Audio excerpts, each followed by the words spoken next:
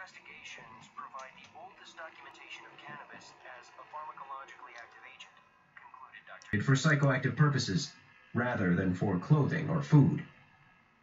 The first reference to the medicinal use of cannabis also dates back to 2700 BC. It was subsequently recorded in the Pen Tao Ching, the pharmacopoeia of Emperor Shen Yun, the father of traditional Chinese medicine. Shen Yun. With having introduced the custom of drinking tea, Shen Yun recommended marijuana, for more than 100 Shen Yun is the Chinese weakness, divine what's it called? Opera. I've been to Shen Yun a couple of times. Shen Yun called Ma one of the Shen Yun means divine way. If one takes it over a long period of time, one can communicate with spirits and one's body becomes light, the Pen Tao Ching advises. Let's go to the next chapter. 1. Herb lore. New World hemp. There is a general consensus among elixirs and tinctures high on hash, sex, drugs, and the occult. Sex, drugs, and the occult. In the spring of 1854, a precocious 17-year-old student named Fitzhugh Ludlow sauntered into his favorite hangout, Anderson's Apothecary in Poughkeepsie, New York. Reeking of all things curative and preventative, the hometown pharmacy was an aromatic invitation to scientific musing, said Ludlow, the son of an abolitionist preacher.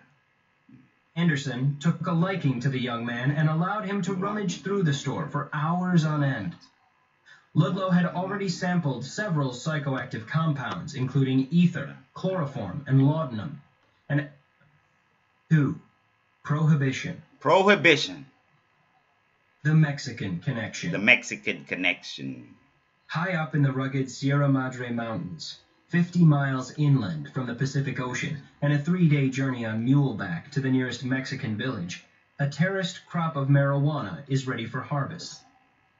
Standing more than 10 feet tall in blazing sunlight, hundreds of cannabis plants resemble thin bamboo shoots with clusters of long, I don't want to think that they're trying to promote Mexican weed, so let's skip past this part, but it goes into the dynamics of the culture.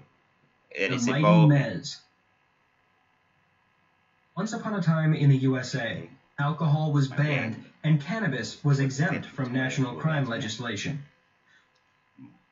The convivial consumption of alcohol became illegal when the 18th Amendment to the Constitution went into effect on January 16, 1920, although wine was still allowed for religious services.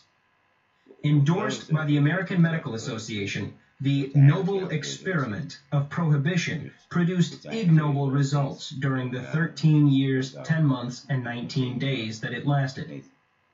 A boon for organized crime, prohibition inspired widespread corruption and contempt for the law. The prestige of the government has undoubtedly been lowered considerably by prohibition, Albert Einstein observed when he visited the United States in the early 1920s. Nothing is more destructive of respect for the government and the law of the land than laws which cannot be enforced.